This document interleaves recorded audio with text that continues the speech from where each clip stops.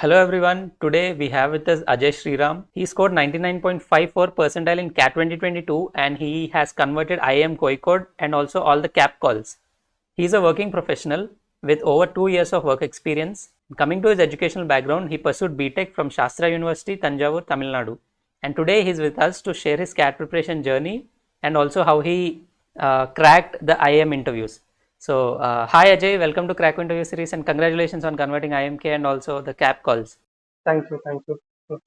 Hi everyone. So I'm Ajay and I did BTech from Shastra University in Aerospace Engineering and I graduated in 2020. And then after graduation, I started my business, merchant export business, and then I worked on it for about a year.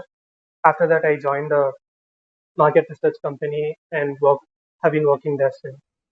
Oh, so you have done aerospace engineering in your BTech, right? And after pursuing aerospace engineering, why did you choose an MBA once you decided that when did you start your CAT preparation?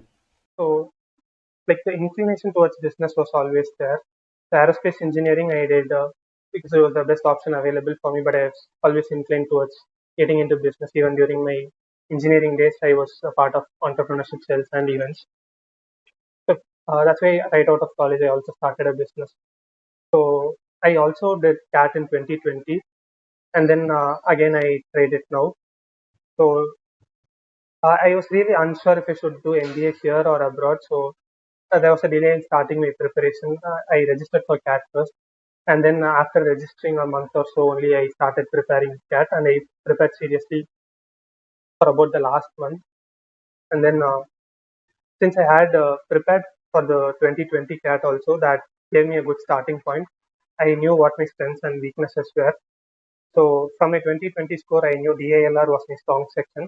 So I just went through the revision videos in the Krakus channel and I understood the systems to solve the LRDA and then did a few sectional tests for LRDA and then I started focusing on the other aspects.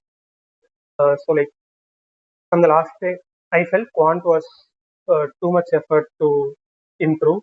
So I decided to focus on the ARC parts and then maximize VARC and LADR for my scores because personally I felt quant took a lot of effort to get very prepared to get a high percentile within the quant section. So how did you prepare for quant? How did you improve in the quant section and what led to your improvement from your previous percentile to the current percentile that you have achieved in quants?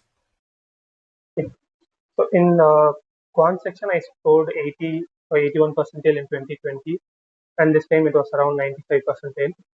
So one thing that I did for all the sections is because I started late I went through all the revision videos in the Krakow channel, so which had like really the core of the concepts that we needed to solve the questions. So once I went through all the revision stuff and I focused on solving mock papers and I in the last week I took an entire week off and then focused on just giving mocks from the Krakow websites and then yeah, it was mostly the revision videos which covered all the concepts in a very brief amount of time, not taking too much time. So once I got that concept, it was all about practice and I went into Yeah, mocks. right. Like when I went through the revision videos, I was specifically looking for some tips or things that would help us solve the questions easier, like looking for the tone of the passage, looking for the connectivity. So those kind of things that were covered in the VARC videos really helped me reduce the time I was spending on the questions. With the limited amount of time to improve my score, I was focusing on reducing the time I spend on each question, and these kind of tips and that were covered in the videos became really helpful. All right. Now coming to the mock test. So how many dash cats did you take and how did you analyze the mocks and what was your exam strategy that you implemented in the that you finally implemented? So I think I did about 4, 5 in the last 3 days, and then I just analyzed how many questions I'm able to get through because I understood the scoring pattern and was only trying to get to 10, 12 questions in quant and then maximize in the rest of the sections. Okay. So, yep. So, as I did more and more marks, I focused on just on the other sections which I'm trying to maximize, particularly the VARC section. And then in quant, I decided to take time and just get to 12 questions. That will get me a good percentage. So in LRDA, from my previous CAT, I got a pretty good score, and I was clear on how to solve LRDAs because all the information that you need to solve it is there in the question. All the information you need is there. It's just unstructured. You have to get it into a structure. Once you get it into a structure, all the answers will fall into this. And like all in the revision videos, also the types of questions that are usually asked in CAT and what are the structures you can put that data into was covered. So once I have structures for most of them, I can easily get most of the questions. Once you put it in structure, the answers will Right. fall. Now moving on to the MBA interviews. So when did you receive the calls, and how did you prepare for each stage of the personal interviews? So first, I was surprised at the score I got. So in fact, when I came out of the CAT exam hall, I was thinking, okay, let's start preparing for GMAT because my strong section was LRDA, and then I was doubtful on one of the sets, and I was half complete in the other set. So was not really positive about what result would come. But then I got a good score, so I started preparing with like reading interview experiences of people going through the interview videos, and then one some of my seniors and friends also who graduated from IIM, they took mock interviews for me. So mock interviews were really helpful to get an experience because my previous academic interview did not go really well. So having a mock interview kind of helped settle into those, not get into nerves too much. Then going through the interview experiences cleared me one thing, like they can ask you anything.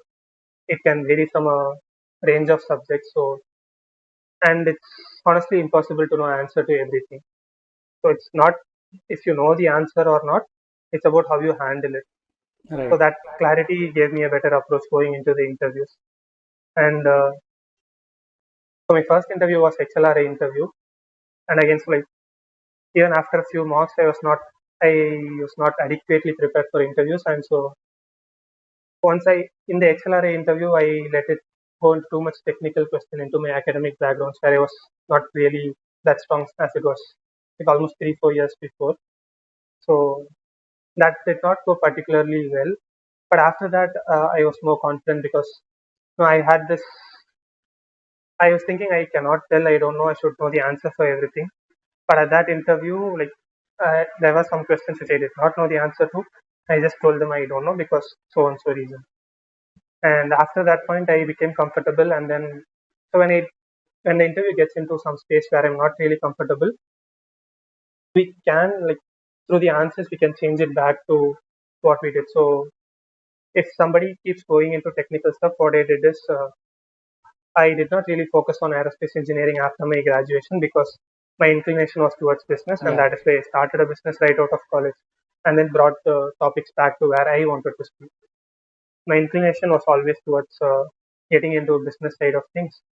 So that is why I started a business right out of college. So by giving that answer, I bring them back to the business, bring them back into the topics where I wanted to speak to them about. Right. And also, as interviews progressed, I stopped mentioning aerospace and I just told I did engineering from this college and graduated in 2012. Okay. All right. Now coming to some of the questions that were asked in the B school interviews. Were there any tricky questions asked, or was there any tricky situation that they tried to put you in? And if yes, how did you handle that such kind of questions? So during one of my interviews, I was thrilled about a topic that was not really related to me. So I work for market research in for US pharmaceutical companies, but the interviewer went into Indian pharmaceuticals and kept asking very specific news details about Indian pharmaceutical companies. So I was like straight telling them I don't know for almost the last 3 minutes of the interview. I was only telling I don't know, Okay. and then the interviewer ended up asking me like, so if it's not related to you, would you not even make an effort to know it? So at that point, I was like, no, if I need it, I'll obviously make an effort to know it. But at this level of granular detail, to put in this much effort and know all this information, it wouldn't really reflect into my work experience or improve the quality of my work. So, and then from there on, it went into like, during a BTech, how did you do about things that subjects you did not think were relevant to you, or difficult to you? So then I told them like this was the subject I felt most difficult in BTech because it was very theoretical or so and so, and I had to spend more time because I was not comfortable with that subject. Then from there on, like that's where the interview ended. Like for the last 3 minutes, I was just telling them I don't know. Okay. So I thought it was straight reject, but it was not a reject. It's in Okay. a way. Yeah, IIT Delhi, what happened is like they were asking me about academics continuously. So again, subject that I was not very fond of. But towards the end, they saw that I have presented some research papers in a conference and I had a publication. So that got them like really excited. But I did not know that could be like a selling point.